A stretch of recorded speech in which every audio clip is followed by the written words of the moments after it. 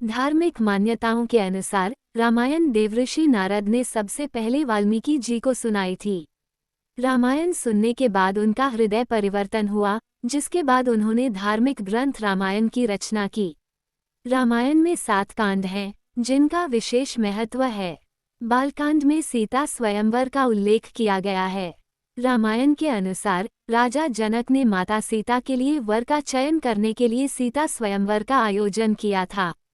सीता स्वयंवर में एक शर्त रखी थी कि जो महान व्यक्ति शिव धनुष को उठाकर तोड़ सकेगा, उसी के साथ मां सीता का विवाह तय कर दिया जाएगा। सीता स्वयंवर में कई शक्तिशाली राजकुमारों ने हिस्सा लिया था। वहीं दशानन रावण भी शामिल हुआ, लेकिन रावण शिव धनुष को उठा नहीं पाया। अब ऐसे में सवाल उठता है कि आखिर किस कारण रावण इतना शक्तिशाली होने के बाद भी शिव धनुष को उठा नहीं पाया। क्या आप जानते हैं इसके पीछे की वजह? अगर नहीं पता तो ऐसे में आइए इस आर्टिकल में हम आपको बताएंगे इससे जुड़ी कथा के बारे में। तो दोस्तों, कहानी सुनने से पहले अगर आप चैनल में नए हो तो चैनल को सब्सक्राइब करें और बेल आइकॉन प्रेस करें। और वीडियो अच्छा लगा तो वीडियो को लाइक, कमेंट्स, शेयर जरूर करें। रावण द्वारा शिव के धनुष को न उठाने का विषय महाकाव्य रामायण में एक महत्वपूर्ण घटना है, जो रावण के अहंकार और शक्तियों के बावजूद उसकी सीमाओं को दर्शाता है। इस घटना के माध्यम से यह स्पष्ट होता है कि रावण का बल और सामर्थ्य केवल भौतिक और शारीरिक शक्तियों तक ही सीमित था, जबकि शिव के धनुष को उठाने के लिए मानसिक और आत्मिक शक्ति की आवश्यकता थी। शिव के धनुष का महत्व। शिव का धनुष एक दिव्य और बहुत शक्तिशाली धनुष था, जिसे भगवान शिव ने स्वयं अपनी शक्ति से रक्षापूर्वक तैयार किया था।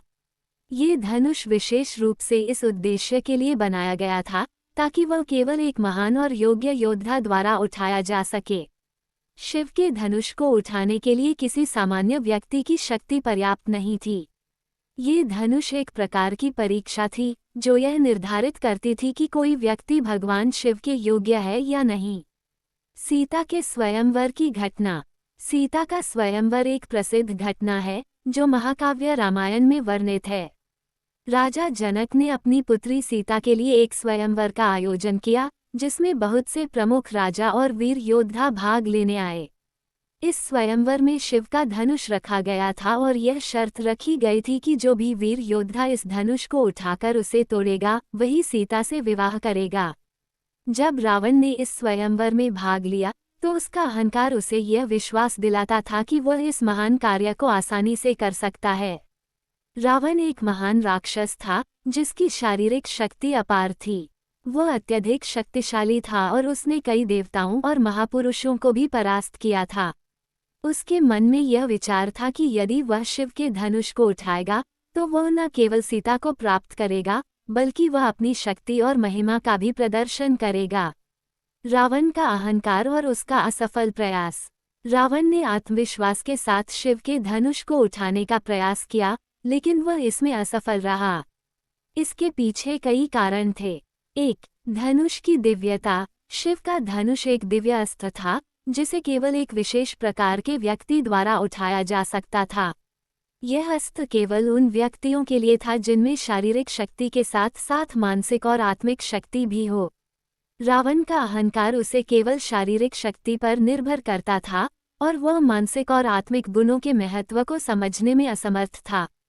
2. शिव के धनुष की परीक्षा। शिव का धनुष केवल शारीरिक बल से नहीं उठाया जा सकता था।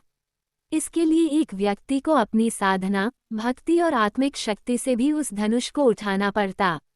रावण के पास भक्ति और साधना की शक्ति नहीं थी, वह केवल अपने बल का अहंकार करता था। यही कारण था कि वह इस दिव्य धनुष को नहीं उठा सका।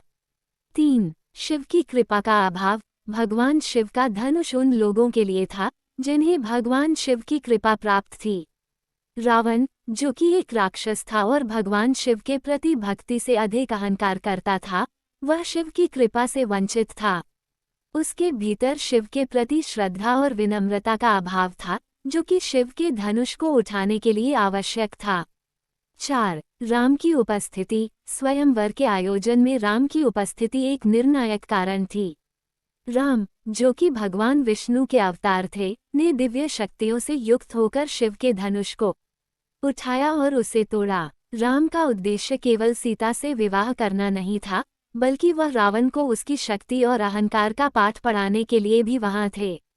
रावण का मानसिक और आत्मिक दुर्बलता। रावण का सबसे बड़ा दोष उसका अहंकार था। उसने अपनी भौतिक शक्ति को ही सर्वोच्च मान लिया था और यही कारण था कि वह मानसिक और आत्मिक रूप से दुर्बल था। वह भगवान शिव या किसी भी अन्य देवता के प्रति श्रद्धा नहीं रखता था, बल्कि वह स्वयं को ही सर्वशक्तिमान मानता था। इस मानसिकता के कारण वह शिव के धनुष को उठाने में असफल रहा। इसके विपरीत राम का व्यक्तित्व न केवल शारीरिक शक्ति से सुसज्जित था, बल्कि वह अपने पिता की भक्ति, आदर्श और सत्य के प्रति निष्ठा के साथ एक महान योद्धा के रूप में प्रतिष्ठित थे। उनकी शक्ति केवल बाहरी बल पर नहीं, बल्कि आंतरिक शक्ति और दिव्य भक्ति पर आधारित थी, जो उन्हें भगवान शिव से प्राप्त थी। राम द्वारा धनुष तोड़ने की घटना। जब राम ने शिव के धनुष को उठाया और उसे तोड़ा, तो ये केवल एक शक्ति प्रदर्शन नहीं था, बल्कि यह रावण के अहंकार का प्रतिकार भी था। राम ने ये सिद्ध कर दिया कि शारीरिक बल से कहीं अधिक महत्वपूर्ण मानसिक और आत्मिक बल होता है।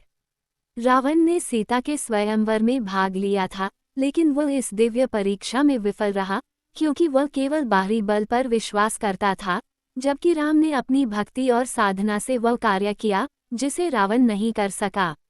निष्कर्ष: रावण का शिव के धनुष को न उठा पाना उसकी मानसिक और आत्मिक दुर्बलता का प्रतीक था। उसकी शारीरिक शक्ति और अहंकार उसे उस दिव्य अस्त्र को उठाने की अनुमति नहीं दे सके, जबकि राम की भक्ति और साधना ने उसे यह कार्य पूरा करने की शक्ति दी। ये घटना ये दर्शाती है कि केवल बाहरी शक्ति और अहंकार से किसी भी कार्य में सफलता नहीं मिल सकती, बल्कि सच्ची सफलता के लिए आंतरिक शक्ति, भक्ति और सत्य के प्रति निष्ठा की आवश्यकता होती है। रावण का यह असफल प्रयास न केवल उसकी कमजोरी को प्रकट करता है, बल्कि यह भी बताता है कि किसी व्यक्ति का चरित्र और उसकी आंतरिक शक्ति ही उसे वास्तविक सफलता दिलाती है।